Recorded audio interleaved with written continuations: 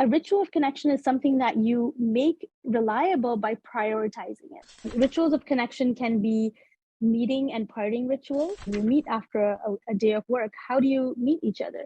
Is it that you come inside and sit on the couch, or do you say salam out loud? Rituals of connection are things that are consistent, they have emotional value, they're intentional, and they're reliable. But basically, the idea is something you already do, you add on a new habit to it to make it easier to remember to do. So it's not like in its own vacuum.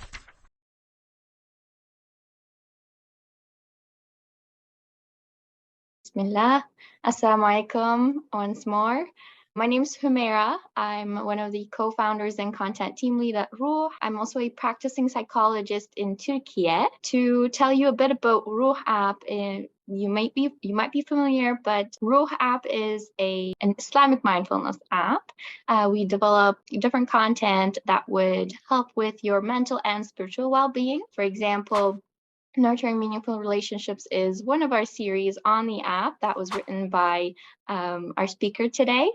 So we'll get to talk about that inshallah as well. I'd like to also mention our other product, Ruh Care. It is a global directory of Muslim mental health professionals. If you need to connect with a professional to receive mental health services, you can go to ruhcare.com and find a therapist there, inshallah, that would meet with your preferences and with your needs. Okay, without further ado, let's start off with introducing our speaker. I have with me today Abeer Faruqui. She is a registered psychotherapist in Ontario. She has a master's degree in counseling psychology and a bachelor's in behavioral neuroscience. MashaAllah. She has been providing therapy for over 15 years through different clinics and organizations. She's passionate about community psychoeducation and service, and she was the first operations director for Nasiha Helpline. Nasiha is also one of our partners as well that we work with.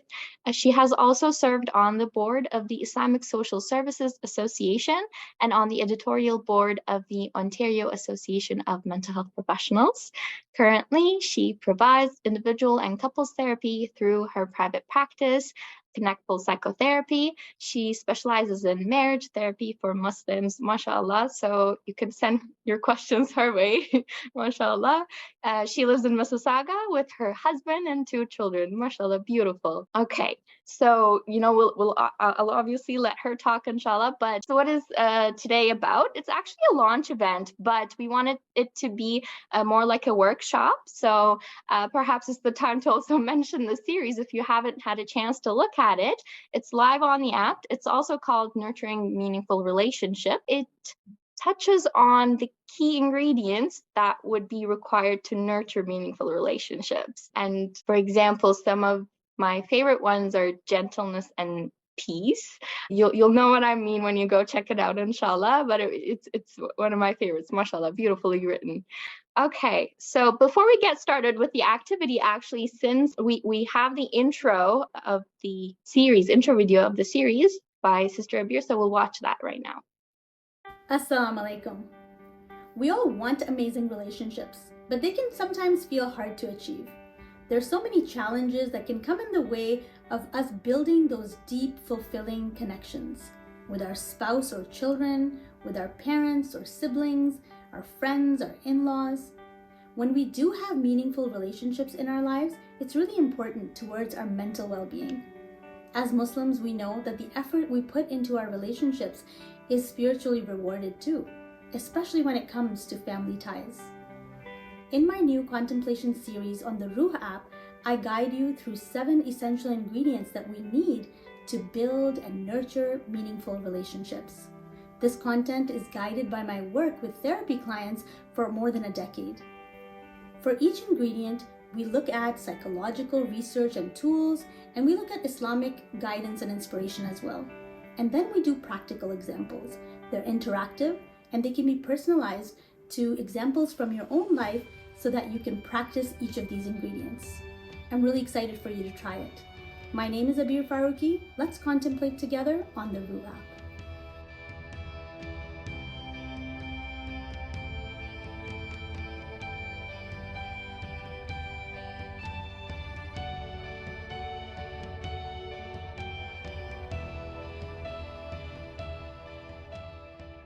beautiful introductions. With that, I'll hand it over to you, inshallah, Sister Abeer, to take over. Thank you so much, Humaira. Assalamu alaikum. Yes. All right. So welcome to our launch event and our session today. Before we get started into our topic for today, I wanted to quickly just explain a little bit about what Contemplation Series is, because I think it might be a new idea for a lot of people.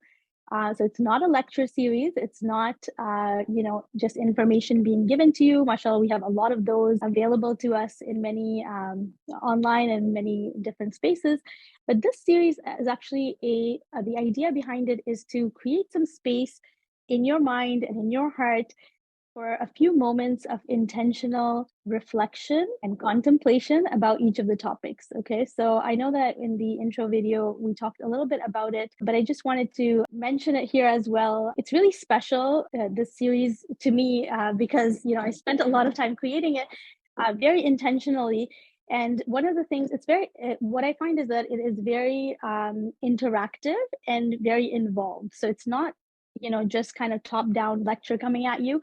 It's really every part of it is requires you to pay attention and be involved, and it's not very long. So each of the sessions are 5 to 10 minutes long, and each of them focuses on one of the ingredients of meaningful relationships. So the beginning part takes a few moments really to help you get grounded through mindful breathing and intention setting, and then we go into Islamic inspiration and psychological inspiration. And then there is a part in each session that includes visualization. So you can think of an example from your own life of somebody who you want to improve your relationship with, and then apply that ingredient, and you'll be guided through how to apply it. And then we end off with du'as, and du'as that are very specific and relevant, using names of Allah subhanahu wa ta'ala that are relevant to the topic at hand. So for example, with gentleness, which is one of the ingredients, one of the topics of one of the sessions, we'll use the name Al-Latif, because Allah subhanahu wa ta'ala is the one who is the most gentle. So who do we ask for gentleness except him? And, with the ingredient of appreciation, for example, like we will ask Ash-Shakur, because he is the most appreciative and he's the only one who can help us to increase appreciation in our relationships. So, I hope you'll try out the series. It is 7 ingredients, and I'll just list them for you just so you have an idea of what they are. They are gentleness, showing interest in the other person's interests, generosity, responsiveness, appreciation, empathy and validation, and then peace. So those are the 7 ingredients. We're not going to be talking about them today because you have the series on the app. You can go and listen to that, inshallah. Today, I wanted to talk about a topic that is kind of complements, the topic of these ingredients of building meaningful relationships. And that topic is rituals of connection. So how do we get into the habit of having these ingredients be a part of our lives, like a regular part of our lives? And that's where rituals come in. And when you hear the topic of rituals of connection, I'm sure you can kind of piece together that rituals are acts that we do in a habitual way, in a way that is sort of repetitive way, and they lead to connection. So what are they? So I've kind of categorized or given rituals of connection 4 criteria. Okay, the things that will count as rituals of connection should meet these 4 criteria. The first one is that they are consistent, and they're things that we do routinely. Whenever we do something routinely, that kind of shapes the nature of our relationship. So even as an individual, whatever we do consistently, that's who we are, right? So you are what you consistently do. So in our relationships, when we do things consistently, that's what our relationship becomes. It's nice to have, a very generous gift given to us once in a while. Sure, that would be great. But that doesn't define the nature of our relationship unless it's something that happens consistently on a regular basis. And we can say, well, my relationship feels very generous, right? So it gives us that repetitiveness or that consistency gives us an atmosphere, a culture that our relationship becomes. Okay, so that's number 1. That's consistency or routine. Okay. The second criteria for something to be a ritual of connection is that it has to have emotional value. That means that action should make the person feel happy or emotionally, something emotionally. And generally, it's things like, feel happy, feel a sense of belonging, feel a sense of security, feel a sense of togetherness. And so, acts that we can do. So to give you an example, like, a ritual of connection that you might already have in your life could be, for example, eating together as a family, right? This is something that's consistent, and it has emotional value in the sense that it makes people feel a sense of belonging or togetherness. A ritual of connection could bring the emotional value of being known as well, right? So feeling like you're known by a person who's doing this act for you or with you. So those are two. And as the third criteria is being intentionally together. So it has to be intentional. It can't just be like, okay, randomly we found ourselves being here together, so this must be a ritual of connection. No, it has to be intentional. And it has to be, when you're together, it has to be that you're completely present, right? That's what intentionally together means. So it's not like you are, watching TV, for example. That wouldn't count as a ritual of connection because you're not intentionally together and you're not distracted by because you're being distracted by other things at the same time. And then the last criteria is reliable. So it's something that we know is going to happen because it becomes a normal part of our relationship. It's something that we look forward to. It solidifies the expectation. So for that to happen, we do need to communicate about the ritual, or it has to be something that's known between the people that it's happening with, right? So this could be like an example of this is like when we have, with my couple clients, I always tell them that they should establish a date night, and it's different than just randomly like going out to eat because you pass by a restaurant and it's open and you go in to eat. That's not a ritual. That would be nice. We should do that. But having a date night is something that's established that you both then look forward to. And sometimes, like for people, they love the idea of a date night, but it doesn't end up happening because life takes over, social events take over. And you might have thought, okay, we'll go out on a Friday night, but every Friday night there's like a wedding to go to or like something that kind of takes over. So a ritual of connection is something that you make reliable by prioritizing it. So, if the time that you had set for it is not working out, then you kind of reschedule it in, but you prioritize it so that sometimes you'll have to say no to other things to make that ritual happen. And depending on the relationship, it doesn't have to be super rigid either. And you don't have to be worried that, okay, like if I can't do it 100% of the time, let me not even set this ritual.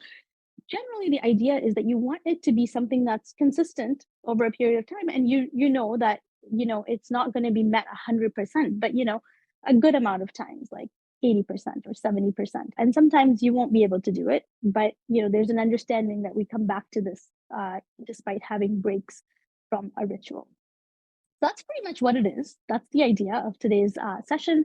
And I wanted to kind of give you this introduction of what it is. And then we're going to jump into an activity. And I want you guys to participate and get involved. And we're going to come up with some ideas of rituals of connection for different relationships and scenarios. You probably already have rituals of connection in your lives. And I want you guys to think about what those might be.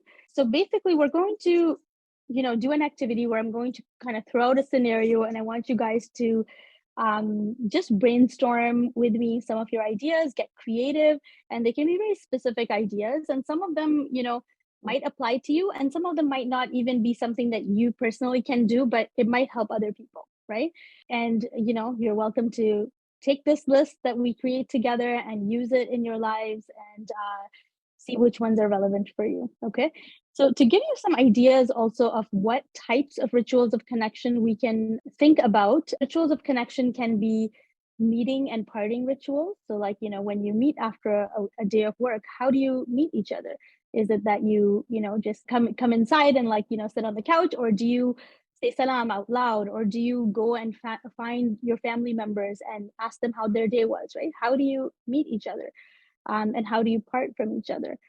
So an idea could be like, giving a hug to a person when you're leaving for the day. Another kind could be around meals, some rituals of connection that could be around movement, fun things to do, activities of interest, and also special occasions. Okay, so these are some hints that I'm giving you guys to start these brainstorming activities. Okay, so the first scenario that we want to brainstorm for is wanting to be closer to your parents. What kind of ideas do you guys have of, things that could become rituals to connect with your parents? Learning the family history, somebody said. Nice. Yeah, that's a great idea. And I think a lot of parents love to tell their stories. Grandparents love it too. Yeah, I always sit with my mom and have tea. Thank you, Khadija. Yeah, tea is such a bonding experience for and such a social thing for a lot of a lot of parents, because it's a ritual for them already. For a lot of a lot of people, they will have tea anyway every day. Can I repeat the question? Yes. So the question was, what are so we're just brainstorming some ideas of rituals of connection that you can build with your parents. So if you wanted to, kind of pay attention to the relationship with your parents, you want to feel closer to them, what are some habits that you can build to be closer to them? And to remind you, rituals of connection are things that are consistent, they have emotional value, they're intentional, and they're reliable. Yeah, grandkids have a sleepover. Nice. Yeah, that's a good idea to build a ritual between them and the grandkids. I can't read all the comments yet, so if you guys give me 1 second. Someone said going out for a walk together, and another person, I guess +1, they go on walks with their mom as well. Establishing a culture with your kids and spouse to call your parents at a specific time each day to check in with them. Same with in-laws was the suggestion. Yeah, I love that. Specific time point as well. 3 p.m. call every day to check in. I like that. I like that because that's so consistent. Yes. You do that too, Humera? Mine is like call after breakfast. So breakfast time could slightly change, but like it's after breakfast I call. Yeah. There's another one, recalling the good memories and building new memories by making time for my parents. Nice. Okay. Yeah, that's great. Yeah, mashallah. Great brainstorming happening here. And I love what you said there about, you're saying, okay, like breakfast is, can be inconsistent, but the consistent thing is that I call them because I do have breakfast every day. And it's actually this kind of habit building is called habit stacking. It's a term I learned in the Atomic Habits book. But basically the idea is something you already do, you add on a new habit to it to make it easier to remember to do. So it's not like in its own vacuum. It's like I already do breakfast, and even though it might not be exactly at the same time every day, it's happening every day. So now I'm going to add on, my call to my parents to remind me I've had breakfast. Now I do call to parents. Yes, there were 2 other suggestions or practice as well. Let's hear them. They tag along on all doctor visits, even though they're capable of going on their own. I like that. It's a form of showing care. And Saima, my brother, does FaceTime with they do FaceTime with their mom along with his little kids on a regular basis. Cool. FaceTime, it really helps to not just call, but also do, video call. I think that's another, that adds a layer of connection. Yeah, absolutely. For sure. And I think with COVID, with the whole pandemic, I think FaceTime has become such a regular and more used tool than it has ever been, right? And then some of us kind of kept that habit, which is amazing. Okay, what else do we have? And you guys can write down some of these ideas if you like, and we can also compile them for you later, and you can reach out to me and I can share them. Okay. All right. So are you guys ready for the second scenario? Oh, actually, people are saying more things. Okay, and that's when his kids run about and chat with the grandma, and she loves it. Yeah. Establish Eid breakfast at parents and dinner at in-laws on Eid day. So I love that. Yeah, it's and so this also tells you that rituals of connection don't have to be like a daily thing, right? So phone calls daily, amazing, right? But they can also be annual or a once in a while, like related to special occasions, right? So for Eid rituals or Ramadan rituals that you might have. And I love the last example where it balances the relationship with parents and in-laws as well, right? It's sometimes like I was always, faced with the question of like, who do you visit on Eid day? Is it the parents or the in-laws? But you can technically, well, considering that they're in the same city, I would assume that you can balance it out with going for one for the breakfast and the dinner for in-laws, like Manisa has in her example. So that's beautiful. I guess we'll have to think about how to balance that if the two parents are in different cities, like the parents versus the in-laws. But that was a beautiful example, I thought, in terms of balancing the relationship there. Yeah, for sure. And you're right that, sometimes it can get complicated if it's like different cities or, you're going in two different directions. And so in that case, like, again, an understanding could be, you could alternate, or you could do one first and the other the second day or something like that. But communication is really important about it too, right? Because obviously there's other people involved, and it needs to be reliable, and they want to be looking forward to it as well. So definitely that aspect. And I think a lot of families kind of figure it out like that, where they the parents know that, okay, well, they'll come in, the kids will come in the morning or the evening, and that's something that's established. And I know, like, for our family, kind of like an established thing that people know that, I'll go to my in-laws in the evening, so in the morning we always go to my mom. Okay, so we do ice cream meetups and with my brother's family and my family on a regular basis, and include our parents. Wonderful. Do charity work in their name for special occasions on an ongoing basis. That's amazing. I love that. That's so special. It's something that, I'm sure I'm not sure if they know about it, but if they know about it, that's something that's so heartwarming too, right? That you're doing something for them. And, if they don't know about it yet, then even when they find out about this beautiful act in the akhirah, like that, it's such a beautiful, precious thing to do charity in their names. Ice cream is a great one for the summer. So there's definitely seasonal ones too. Okay, wonderful. So I love this list. You guys, grab the ideas that you want, and see if you can start to implement some of them in your lives. Okay, I think we can maybe move on to the next one. I have 3 scenarios. The second one is closeness with your spouse. So what do you guys think? There's a lot of small little things that you could do with your spouse, because, you're seeing them every day. And I know for some people this might not apply yet, but, these are ideas you could still gather and apply when you're married, inshallah. What do you guys think?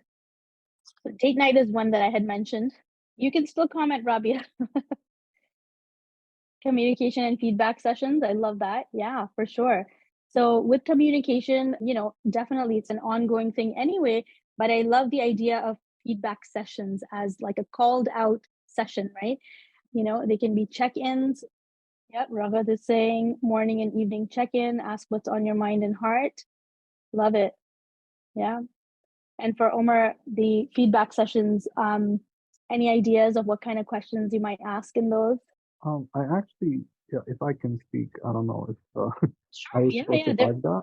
Yeah, okay. Yeah, I think they should be open and maybe not too rigid in terms of like must, because sometimes maybe, prescribing it that much can maybe sometimes force things that don't need, to be thought about. But just in general, to have that open type of relationship and communication, to just be able to like, hey, whenever you need to, we can sit down and let me know what's on your mind, some feedback. Yeah. Yeah, absolutely. Love it. Thank you. And and you're right, like it creates a culture of openness. So that you can share when you have a complaint or when you have feedback.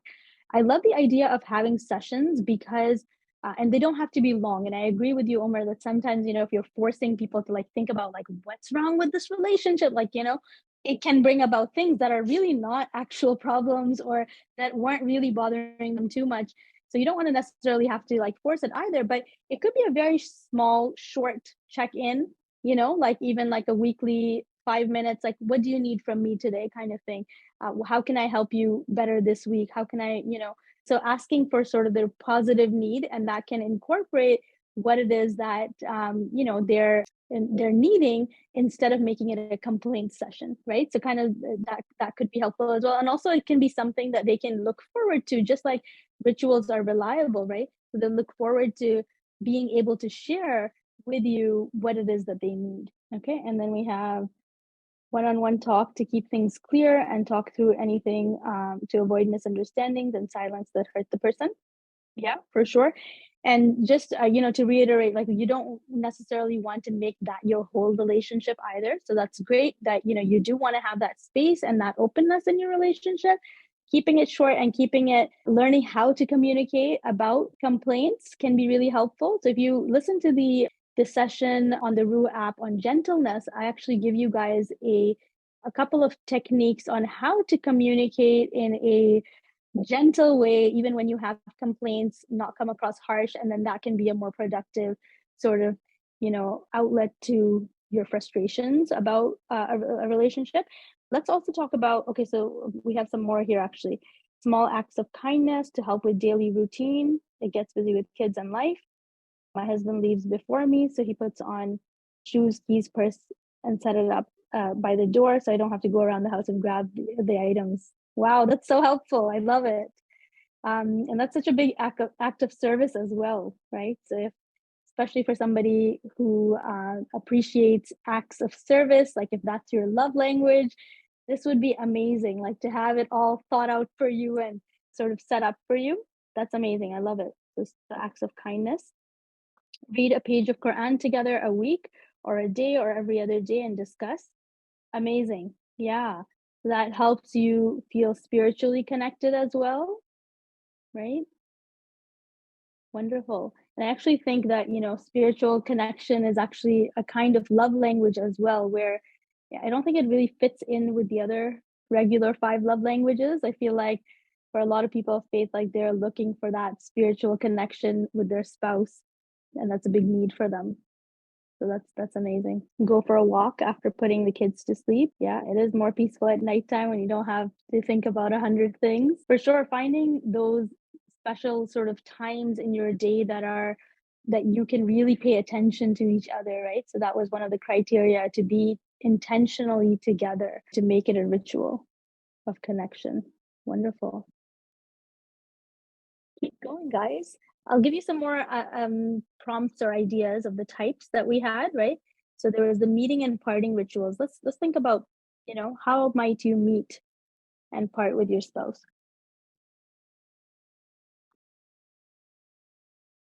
So one idea that somebody had shared with me before was, when they come in to their home after work, they will go out of their way. They'll go out of their way to like go and find their spouse, like in their house, wherever they are. And that's sort of their ritual, to then go and, greet them. Oh, Mary, get involved with it too, please. I want to hear your voice. No, I like talking and sometimes I just could get carried away. So I just loved how the entire group was participating and I couldn't learn and take things in. So mashallah, I just loved being silent, but I'd love to contribute as well. I must say I do testify to the spiritual connection thing. I do something similar with my spouse too. We try to do it every day at least, and we were talking about habit stacking. We try to do it after one of our prayers that we pray together, and it's usually either Fajr or Isha. Those are more consistent. Otherwise we could be outside of the home and we might be praying individually. So yeah, we read from the Quran or read tafsir and so on, and that feels so fulfilling to me because I think, one, I'm connecting with Allah, but I'm also connecting with my spouse because we're doing that together. So I love that. And thanks for mentioning that. Yeah, it can make the relationship feel you're thinking of the relationship as like servants of Allah together, right? So it can deepen that connection that way as well. Moniza is saying, get a heads up call before reaching home. Kind of gives time to wind down whatever is happening, to welcome each other, or at least be present or around for salam. I love that. It reminds me of somebody who had mentioned that when her husband used to come home, like she'd be like with the kids all day, right? And then when her husband used to come home, she'd be like, she had a lipstick in her kitchen drawer and she'd like put it on because she knew he was coming around 6. So like she had like an alarm set for that so that she'd look kind of put together. So I just love that idea as well to kind of, get dressed for each other, be ready for each other, and put in that effort to do it because it's intentional. It's not just like, okay, well, you're home now, so okay, I guess we're gonna meet. You put in an intention and you show them that, okay, like I got dressed for you a little bit, or I'm looking nice for you because I knew we were going to be meeting again after a long day, right? So putting in those little efforts. Hide the Amazon boxes. Love it. Okay, how about around meals? That's another sort of prompt around meal times. There's movement ideas, right? So like exercising together could be one, going for bike rides. My husband and I are actually doing bike rides these days, and I love it. It's we've never done it together before. Like we used to go separately because the kids were younger. But yeah, it's such a connecting activity because you're both being active, you're exploring new places together. Movement can be also, exercise. It could be going for walks, as people mentioned, with the parents as well, but with the spouse as well.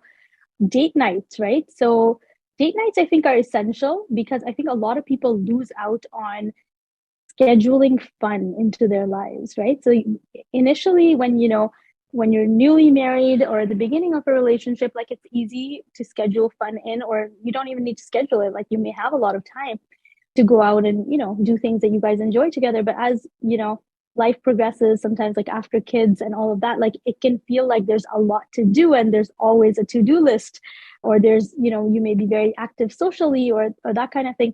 So you want to make sure that you're prioritizing being friends with your spouse, having fun with your spouse. And sometimes like that requires scheduling it in, it would be nice if it's spontaneous, sure. And you can add on the spontaneous ones too, but the scheduled ones, make sure that then they happen, right? Just like, we would schedule in like a meeting that's important, or, an appointment that's important. We have to schedule it in for it to happen. The same way we want to schedule in things that are important to us. So fun times with our spouse is an important part of a relationship, right? Any ideas for date nights, guys? Where would you go? What would you like to do?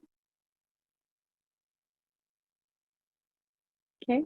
You can also explore each other's interests, right? And that's part of getting to know each other and staying connected to each other's inner world, right? So for example, if one person likes to read, or one person likes to watch movies, or, I don't know, they're into like art or something, whatever it is, be connected to them so that they're not just kind of independently growing and in their own world. You're connected to them. Even if you don't share the exact same interest, you're at least aware of it and you are included in it. And then also exploring, maybe you do share some similar interests that you haven't yet explored, right? Just being around for support. He loves lawn care and gardening. I don't like it as much, but he likes it when I'm around watching him work or feed him a snack. Yeah, for sure. I love that. So physical presence matters a lot too, right? And sometimes we can undermine like that physical presence. Just being in the company of each other, just relaxing and doing our own things. Can you guys still hear me? Yeah, I think it's still on. Okay. Sorry, I got interrupted there. Yeah, being in the company of each other. Okay, wonderful.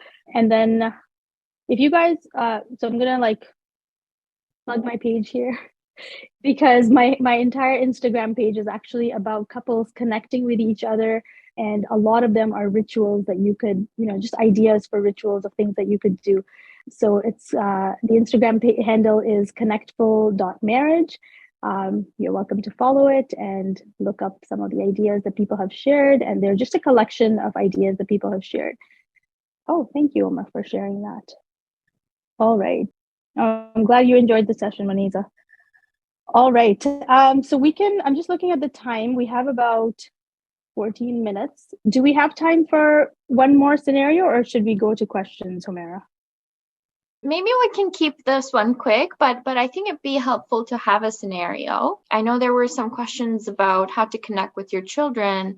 That could be a potential scenario, or however you'd like. I think if we can keep it short, so if for the last 10 minutes, we could perhaps take questions, inshallah. Sounds good. Okay, so we'll give this one just like 3 minutes, okay? So how to connect with children. How about that one, guys? How do you connect with children? And you can also apply some of these ideas to connecting with friends, okay? So what do you guys think? Some ideas that I'll get you guys started. Playing a sport together could be a way to connect with children. Take them out for ice cream, Rafad. Very nice. Game nights. Love it. Yep. So things that make them excited, things that they enjoy. So looking at their interests and then trying to do those. I love the idea of sports as well because they're very mindful, right? Like, sometimes like we're trying to play a game with the kids, but then like we're on our phone, like, oh, we got a message, So it can be distracting. Obviously, like, you want to be intentional. You want to put your phone away when you're trying to connect with your children. But sports can be something where you literally have to put your phone away and you're actually, interacting with them. And same with friends. Make pizza together. Yep. Love that idea for sure. It's very hands-on. And it could also be, a ritual, like a weekly thing, right? Like Friday night pizzas or something like that, where they're looking forward to it. It's a meal that they enjoy and they're participating in it. They created it with you. And it could be such a beautiful memory that, when I was young, we used to make pizza every Friday night, right?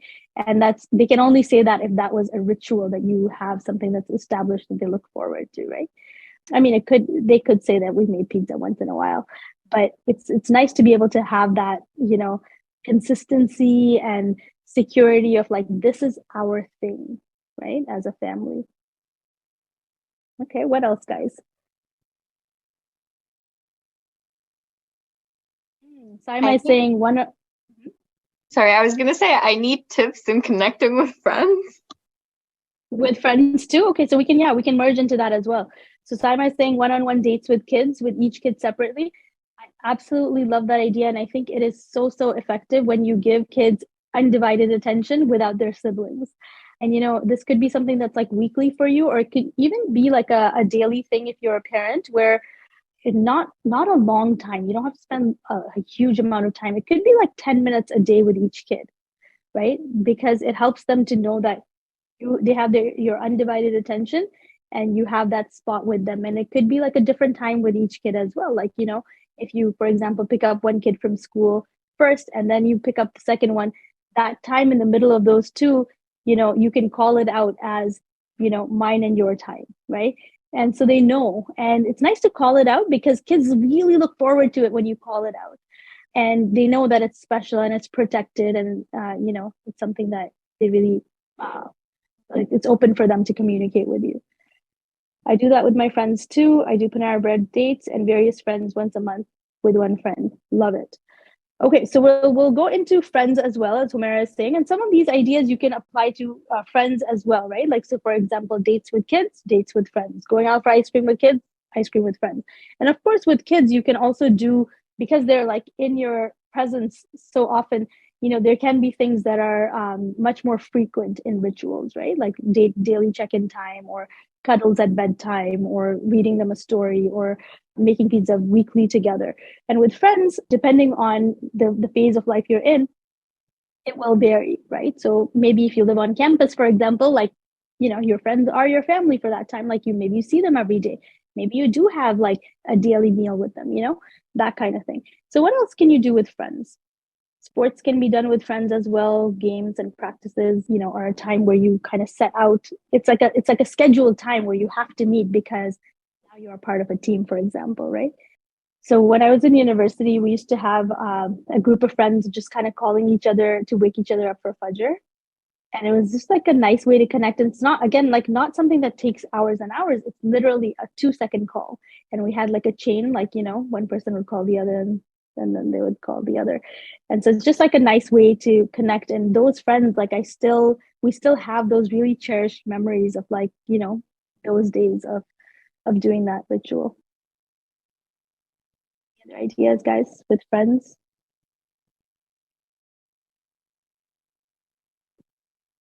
So, just like with spouse, we also said, and with kids, sharing their interests. So being interested in what they're interested in or trying to do some of the things that, they're interested in. It could be like, like you could do like a halakha or a book club or something like that. that if that's something that you guys are interested in, or like activities such as escape rooms or like sports or like, I think it really, with friends, I think it really is very particular to people's interests, right? Because everyone is so, especially with adult friends, people have sort of, they know sort of established, like they have established interests, so you can kind of explore and join into what people might already know that they enjoy. I'm in an age where kids are grown up, and now as friends, we hang out at local masjid community events. Wonderful. Yeah, I love that idea. And with masjids, like there's so many different kinds of events that are happening, mashallah, like in a lot of the masajid these days. They're not just necessarily Islamic education events. There's a lot of social things happening as well. And that, you're connected to your brothers and sisters in Islam through these activities. Okay, Saima is saying with my kids, I always sat with them on the couch, held their hand, and did some quality check in. Yeah, and still do it with my grown up kids. Oh, I love that so much. Okay, wonderful. All right. So those are some really great ideas. One idea with friends that I do currently is we play. So there's a couple of my friends who we're on a WhatsApp group together, and we play Wordle and Quordle every day, and we send each other our results. So it's just even though some days we don't talk, like weeks even go by sometimes where we haven't really talked, but we've shared our results. So we know, okay, everything is fine. She's still playing, that kind of thing, right? Jazakallah khair everyone for joining. It was really helpful. I really appreciated your feedbacks, your suggestions, that you put in the chat. It was really interactive. Jazakallah khair. And Sister Abeer, thanks for, joining us today, having this session. I certainly had takeaway notes from myself, and I hope it was beneficial for everyone else as well. I loved it too. Jazakallah khair for having me and everyone for participating. Take care. Assalamu alaikum. Assalamu alaikum, everyone.